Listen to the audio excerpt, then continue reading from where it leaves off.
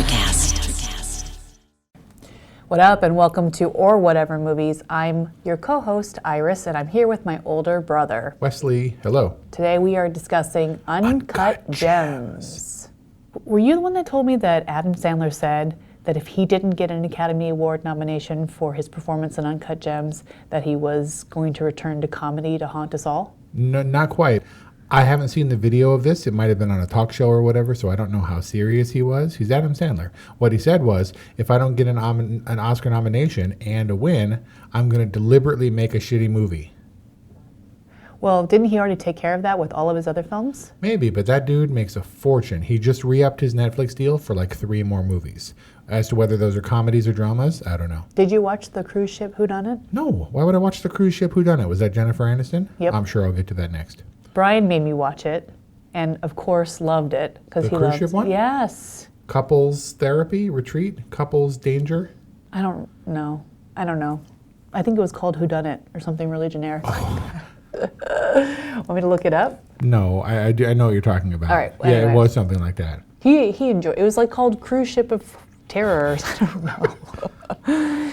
But Brian thoroughly enjoyed it as I sat back and rolled my eyes and did my usual peanut gallery stuff. Peanut gallery, what does that mean?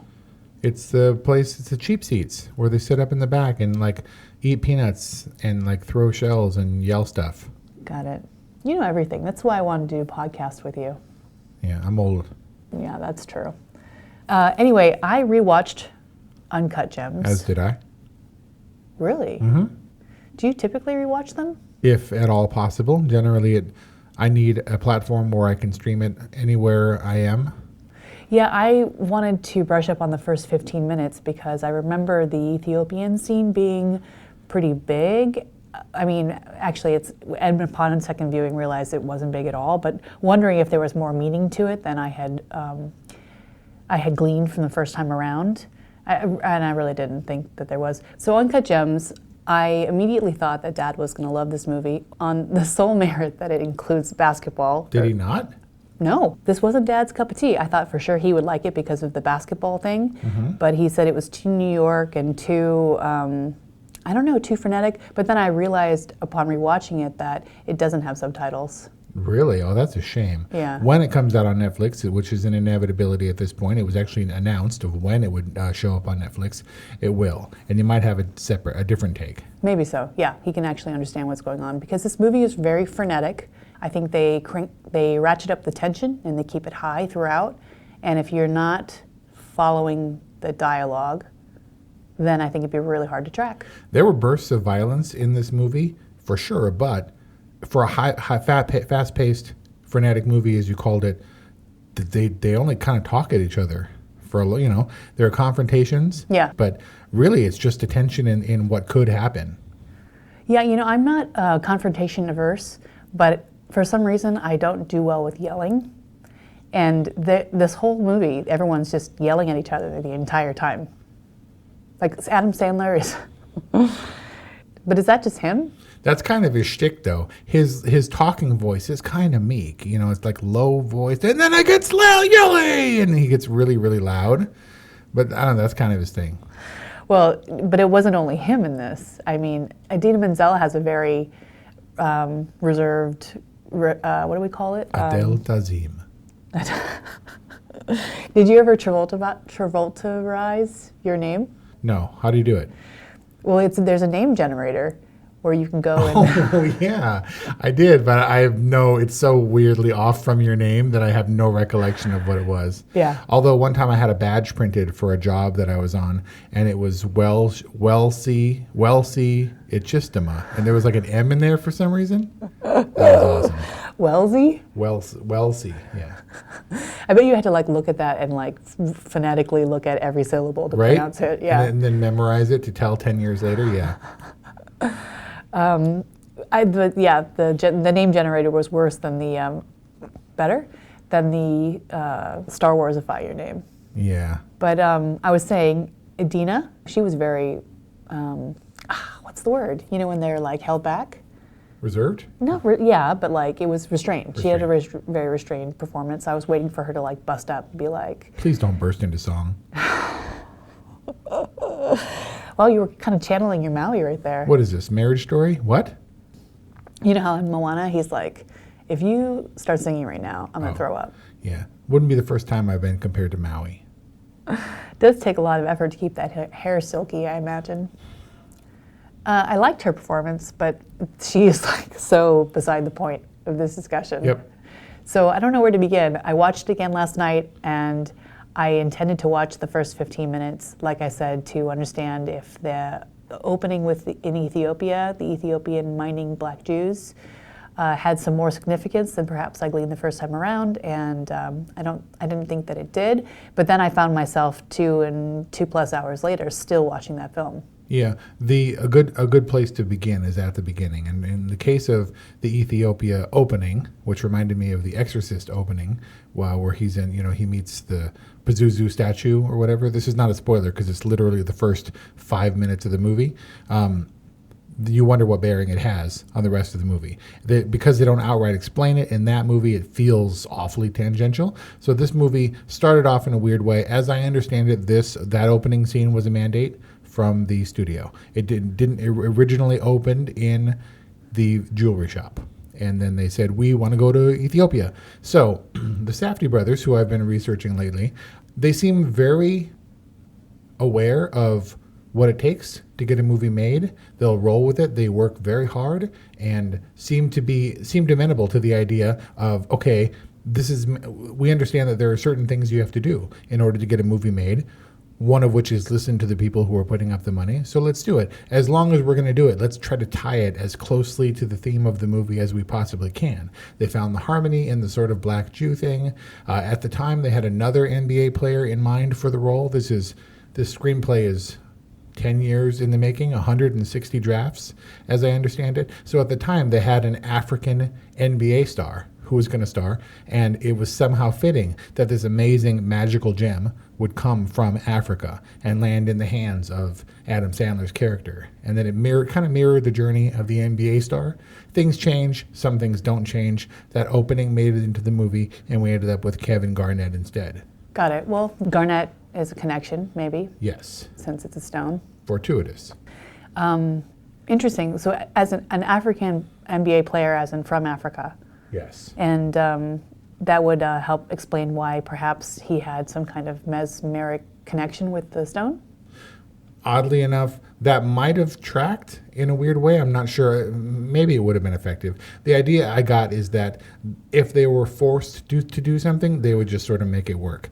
It is worth noting that Kobe Bryant was once considered for this role. Really? Executives, knowing that Kobe wanted to act, very much pushed for him to have that happen. So one of the Safdie brothers rewrote the entire script at great expense of time to accommodate it to Kobe. This is what I admired about it. They were like, well, you can't just plug anybody in. He took the time to rewrite the entire script to fit a Kobe character. Why would he be in New York? To be on 47th Street shopping for jewelry if he plays for the Lakers. What kind of person is he, and how would that change things? But I think the theme would have stood in that Kobe would have been mesmerized by this opal. Right. It's kind of a funny premise where if you look, an NBA player falls in love with a magical gem and it wreaks havoc on Adam Sandler's life. Maybe not the strongest pitch. No, I don't know that would be the elevator pitch. What did you think about going from the opal into Adam Sandler's colon? Like I said, some things work and some things don't. And I can see how that was a thing. We were obviously intended to get lost in the opal, right? In the shifting colors. I once tried to come up with an analogy or for some way to expound on this. It was something along the lines of Adam Sandler literally can't tell a good thing from his asshole or something like that. It didn't hold up. So you were looking for some symbolic meaning there too. Yeah, it was, I don't know. That starts on a tangent of the issues that I did, some of the issues I did have with the movie. Issues? Yeah, no, I got plenty. One, the music. The music.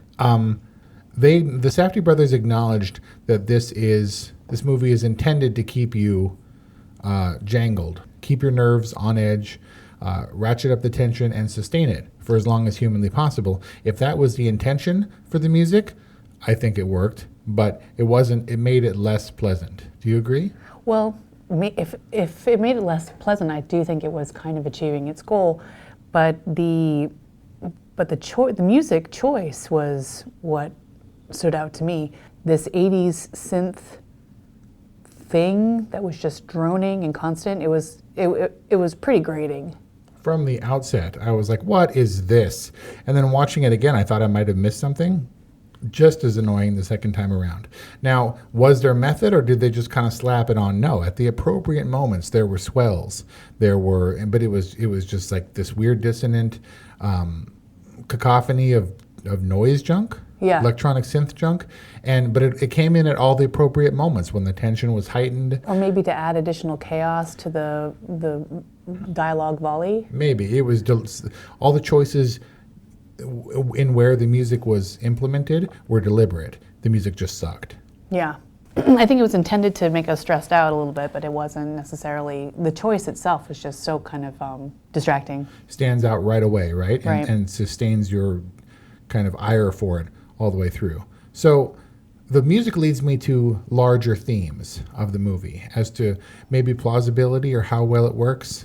I wonder if Howard was meant to be rounded and a whole character. Certainly he was surrounded by family. We were never given explicit reasons for why he and his wife were having problems, although it seemed fairly obvious because the problems that they had just contained within the story and the script were probably enough that would have driven any wife away.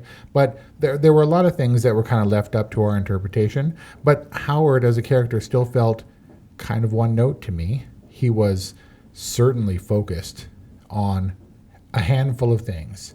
He was focused on getting that gem, and then he was focused on the debts, but that was sort of tangentially related to how he was going to get the money to pay off those debts. If he couldn't pay off his debts in part, he was going to use those parts to gamble to get the debt. So he was focusing on his next score, next score. That's interesting because I don't think he was necessarily a focused character. I think he was an addicted character who had gambling problems, and the debt and paying off the debt and the trade-offs and the placing of bets, all that was just a function of his addiction. Now, his treatment with the stone was kind of a different matter. That seemed like, what did Gollum do before he became a Gollum? He was a hobbit. That kind of seemed like his hobbit moment. Like he was a hobbit when he was handling the gem because that was something that he was genuinely interested in as a whole person. Like he was a gemologist, he was a jewelry guy, and all the other stuff was his downfall, his addiction. I just got the sense that his focus on the gem was to the exclusion of all else. And so when he was digging into the fish and all he cared about was the gem, and his reliable worker who had been with him for a decade or whatever said, I can't take this anymore, was trying to address a real problem, and all he cared about was the gem. That's right. And forcing that dude out. I felt like that was kind of his thing. He saw the guys looking for their money sitting in the back of his daughter's performance, couldn't focus on the performance, got out, pulled him outside, got into a bunch of trouble, ended up naked in the trunk, and then when it was all over and he didn't have any more distractions, he could focus on his daughter's play.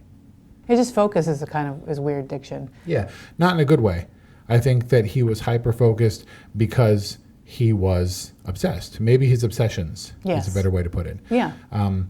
Which, of course, made me question the larger question of whether or not we're supposed to like the Howard character.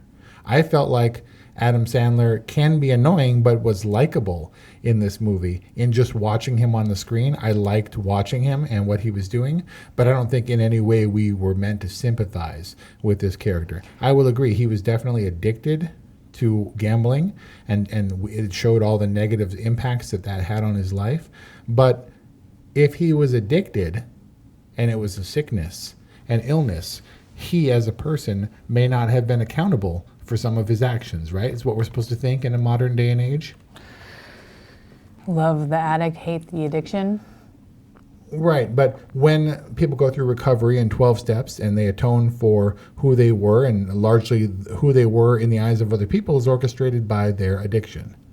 It was the booze that made me do those things. And for that, I apologize. It wasn't me. I'm a different person. Maybe that's not correct. Maybe it was them, but they were had a monkey on their back that they couldn't get rid of. Right. Well, he's pretty far from that, any kind of recovery. Yeah, redemption. Yeah. I will say that I liked watching Adam Sandler in this movie. He didn't grate on me. A lot of people, like you said he was just one note. He just kind of yells the whole time, and he's kind of Adam Sandler. He's a character of Adam Sandler the whole time. I didn't feel that way. He did a good job. He was overlooked entirely for a nomination for Best Actor. You thought he was overlooked?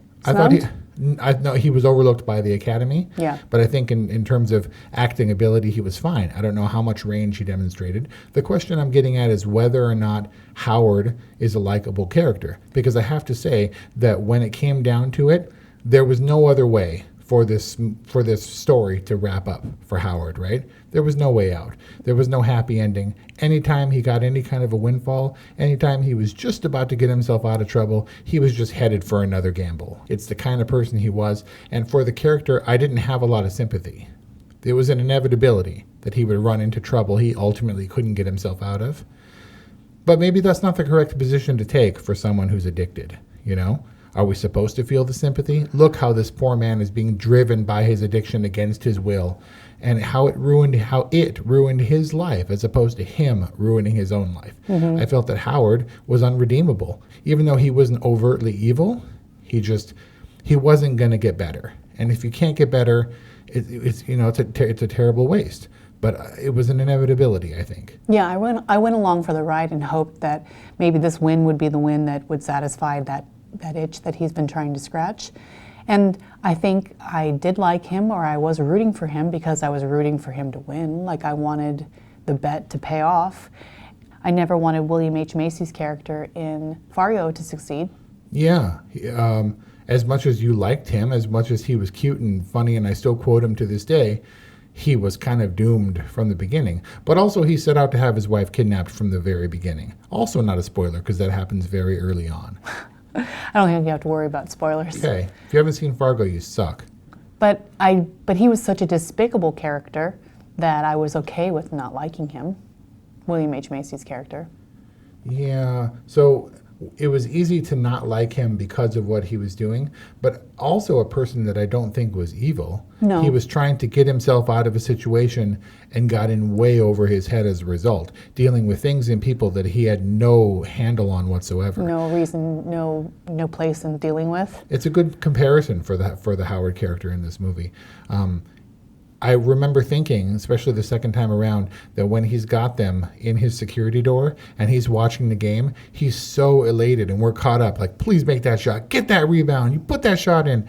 And then after it was done, he was so confident that they were on the same page that he was. Mm-hmm. That how could everything not be okay? It all fell into line the way it was supposed to. And when he opened that door, he was supremely confident that there would be relief and high fives and everybody would get their money, which is really what they came for, and go on their separate ways. Right? He was so certain of it. Yeah, it was sort of, it was like a sports mentality where you lose your mind and start jumping around and getting naked and painting your body and going to games and stuff that I never really understood, but you get really caught up and it feels like the most important thing in the world. Right. It's just kind of his mindset across the board. How could it go so badly when he's so talented at what he does? When he made this hustle and paid 1/10 of the value of what this gem was supposed to be.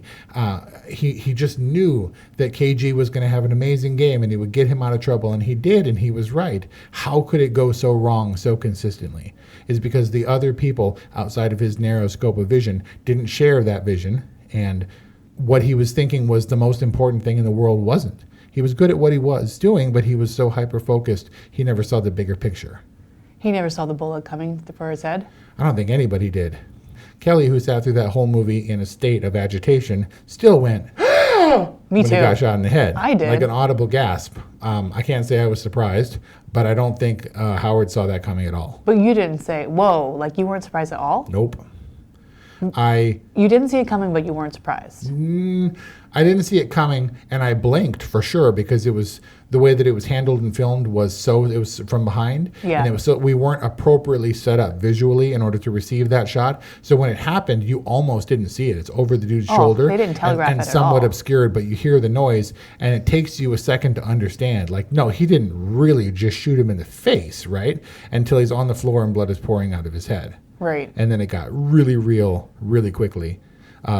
If he weren't in the grip of his gambling addiction, he might have been able to get out of the situation that he was in. Well, that's the thing with addiction and obsession. I mean, you can always start your journey or whatever of recovery at that time, but he was so caught in the grips of it, it was so automatic for him. He was talking to Kevin Garnett about the gem and like literally talked himself into taking that $175,000 and placing a bet on it. Yep. I got the impression that Howard was really good at what he did. Yeah. Across the board. It's a shame that he was in fact so good at what he did and so accurate in his assessment of how Kevin Garnett was going to perform at the game that he might have been more hesitant to make the bet if he didn't somehow glean or know that it was a sure thing.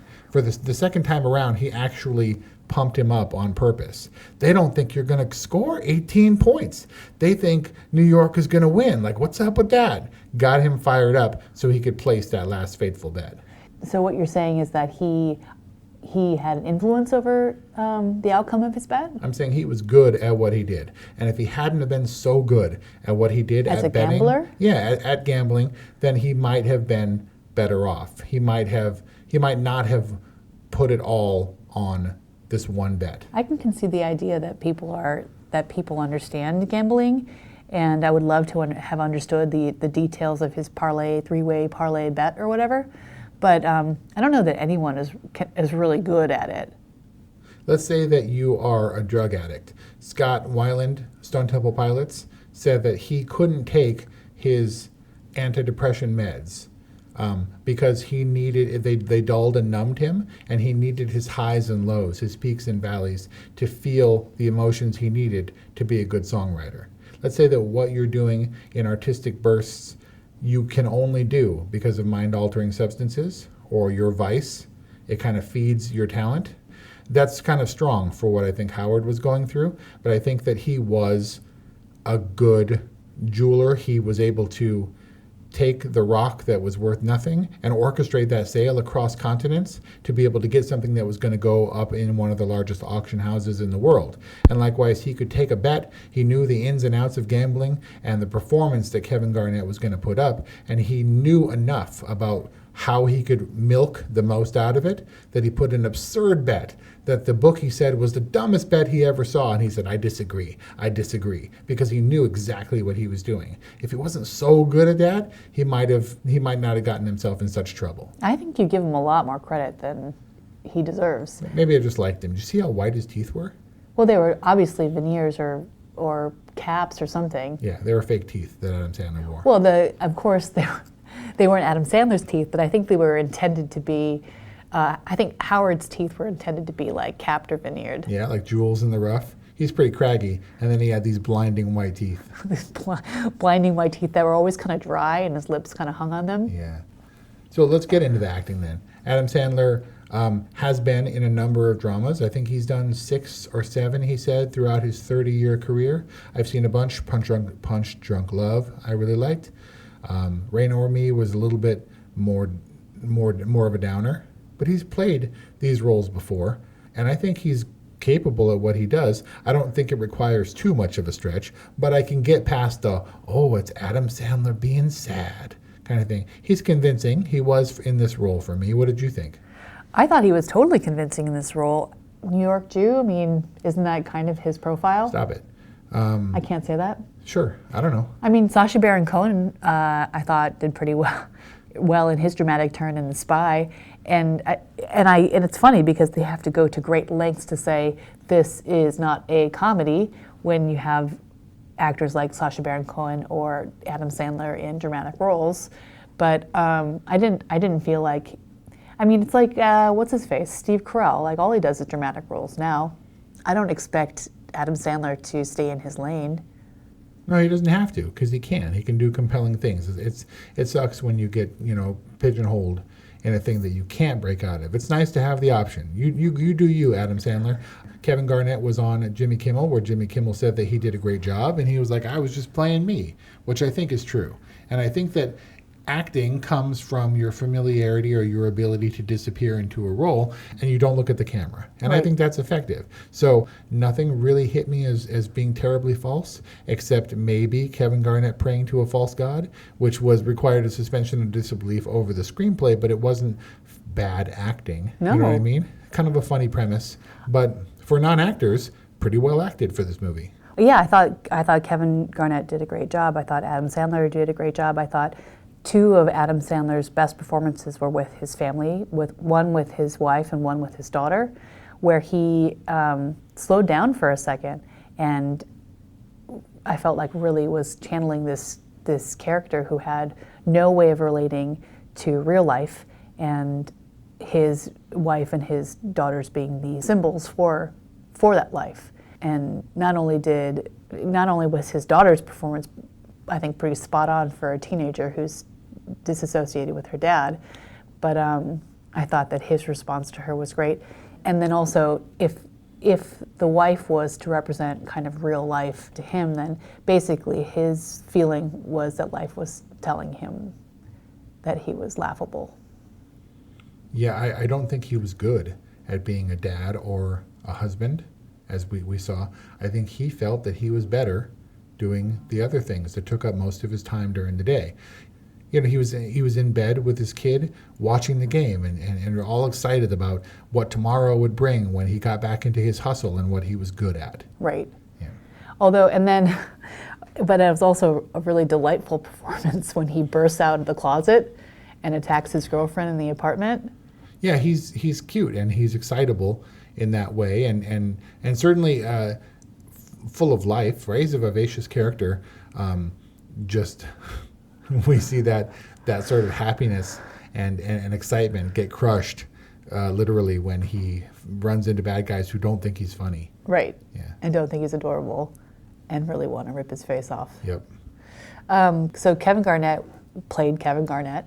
Was it important that this movie be set in 2012? It was, because Kevin Garnett hasn't played in the NBA in a while. So depending on who you go through, they had to anchor it. They didn't. This movie employed a few tricks in that they used actual NBA games and built a story around it. They said that if they had gone with Kobe Bryant, they would have used his infamous 60-point scoring game to show how much his belief in this rock encouraged his playing. So they used real games from Kevin Garnett, shot in 2012 when he was part of the Celtics, and now that he's retired and a bit older, now he plays that same role off the court. Right. So they were able to get, in a clever way, they were able to get Kevin Garnett, who's no longer in the NBA, to be in the NBA in 2012. The Weeknd, who nobody had heard, who was just emerging in 2012, everyone knows who The Weeknd is now, a little bit of credibility as an up-and-coming actor. I don't know if he had that hair for real, or if they had to put The Weeknd wig on him for this role, which would have been funny, because you don't just go out and buy The Weeknd wig, right? You have to have it made.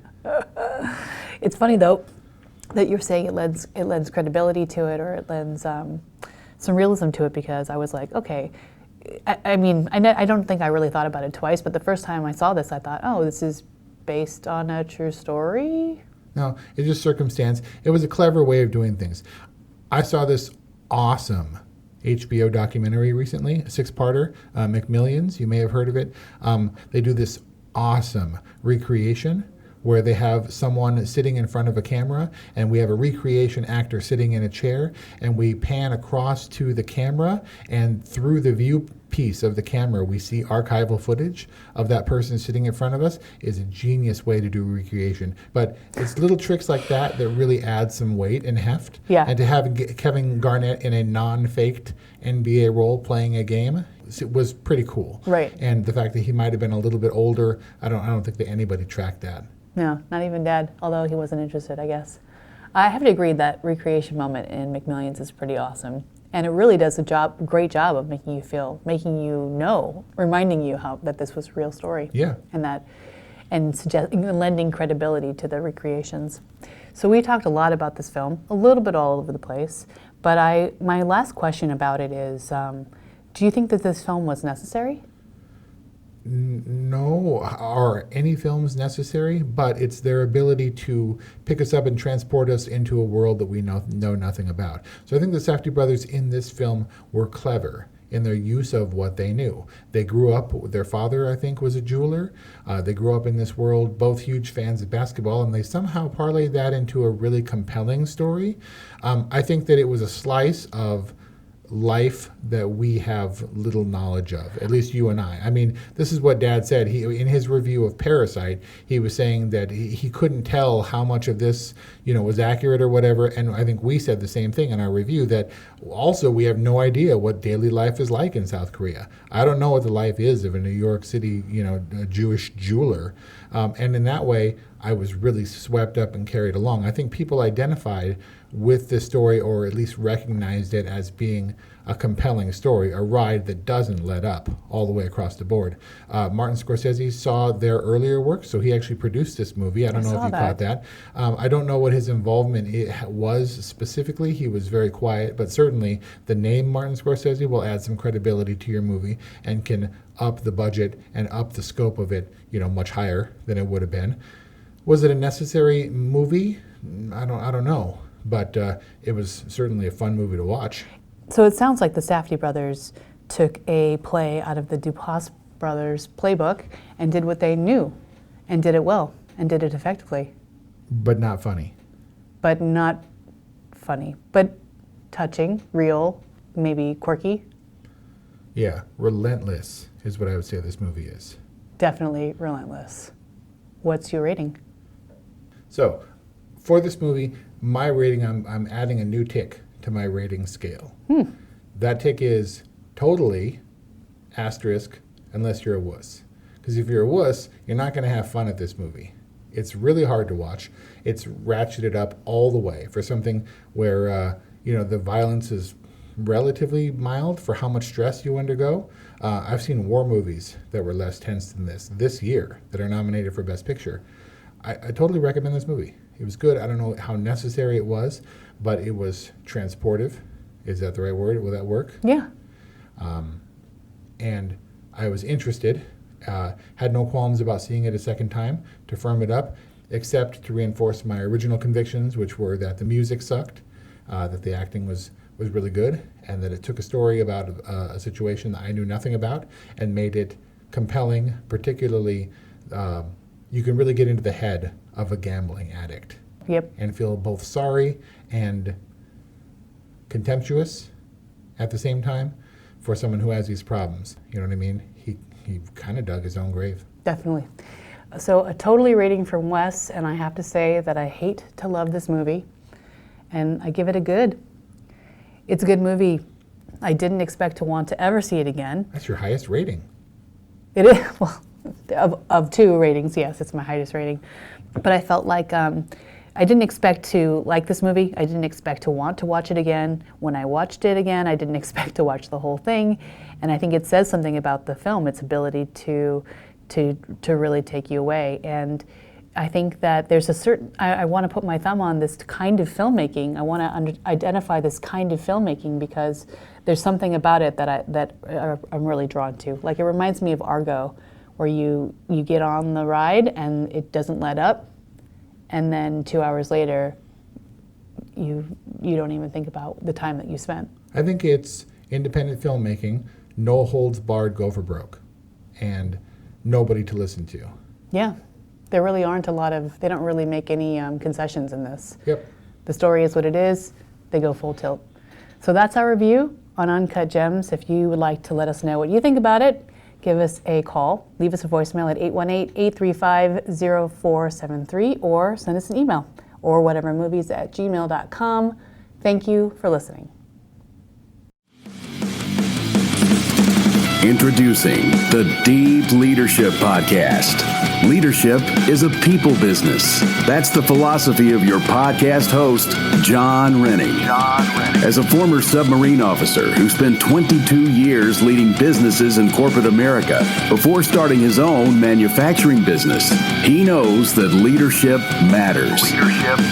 Deep Leadership is real-world, actionable leadership advice from John and his expert guests. Become a leader worth following. Subscribe today. Electricast. Hey, what's happening out there, everybody? This is Lawrence Ross, and I'd like to tell you a little bit about my podcast, The Lawrence Ross Show. Egomaniac. It's a 2-hour weekly exploration into my mind. I also do sketches, celebrity impersonations. You're out of order! And I also do song parodies. Not too shabby for a blind guy. Not only are you visually impaired, but you are geographically impaired. New episodes are released every Friday. Check it out on your favorite podcasting platform or listen to it here on Society 13 on Electricast.